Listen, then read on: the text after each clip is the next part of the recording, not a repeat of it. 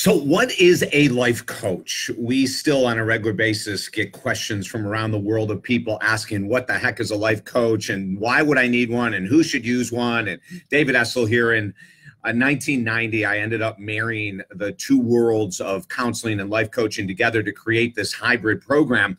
And since then, we have helped millions of people from around the world to achieve goals, accomplish goals. We've actually, in 1996, created a life coach certification program where we have certified people from all over the world. And I'm asked this on a regular basis, radio shows, television shows, like, what the heck's a life coach? We believe that life coaches have two major roles, and it both has to do with accountability to help people be held accountable to their lifelong goals. Number one, life coaches are individuals that listen extremely well. A really good life coach during sessions, whether it's on the phone, on Skype, in person, will be taking notes as their client talks. So number one, they're great listeners. Number two, they take really detailed notes so they can remember what it is that the client is saying and not interrupt them all the time during the client answering questions. Number three, life coaches give exceptional questions. They've learned the art of questioning, which is a very unique skill. It's not just sitting and going, how does that make you feel, like traditional therapy, which is how I was trained in 1986 to ask those kind of questions. Well, how does that make you feel? And how does that make you feel? And how does that make you feel? Coaches may use those questions, but it's not the whole basis of their existence. But they ask really deep questions, the type of questions that most individuals will not ask themselves. And then the fourth key point of what a life coach is life coaches are accountability partners that give exceptional homework assignments. So when I first started working in sports psychology, back then in the 80s, it was really common in the world of counseling to say to someone at the end of 55 minutes or 50 minutes or an hour session, say, that was really great. Remember what we talked about today, and I'll see you next week. And in 1990, when I married the world of counseling and life coaching, I totally changed my whole approach. From that moment until today, and it's the same techniques we teach individuals that want to become life coaches through our certification program. It's not enough to ask great questions, to hold someone's hand during a session for 30 minutes or 60 minutes or whatever it is. You've got to give exceptional homework assignments. And what does that mean? Well, most of the time, it means journaling assignments, answering specific questions. Like, I want you to go deeper and talk about your former partners and the type of person that you used to date in the past that never worked. Or we may say, why don't you start recording everything you eat on a daily basis so I can look for patterns in the challenges that you have with food.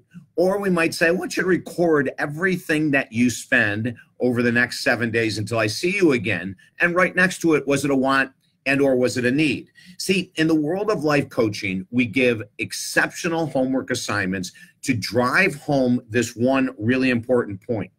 There is no way in a 30-minute or a 1-hour session, I don't care how great a life coach might be, there's no way they're going to move the mountains that people are coming to us and asking us to help them move.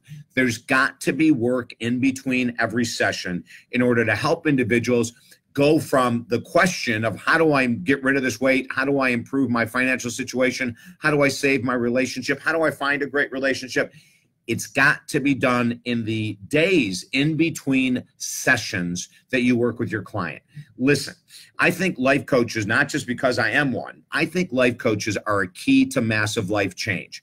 I love the world of counseling. And when we do our certification programs, we teach people how to take the most incredible tools from the world of counseling and psychotherapy, which is all about asking questions, but then marrying them with homework assignments.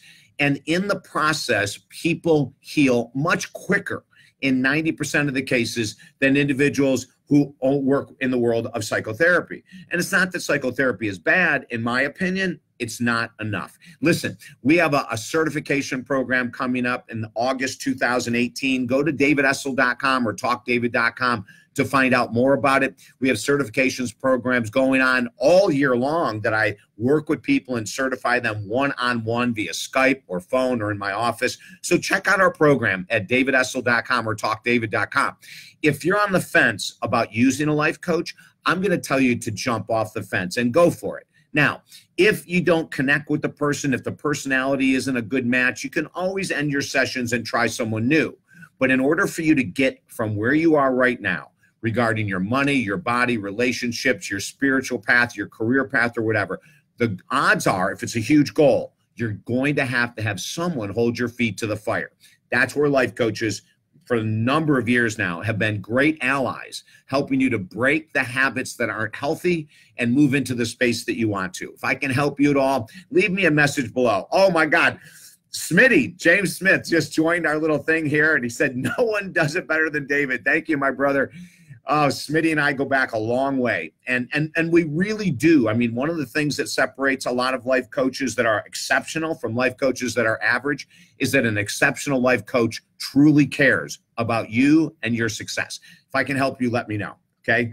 Alan Simpson is with us. Gloria, hi, Gloria. Very nice to have you with us. So we'll look forward to giving you more information down the road. Have a beautiful, beautiful day.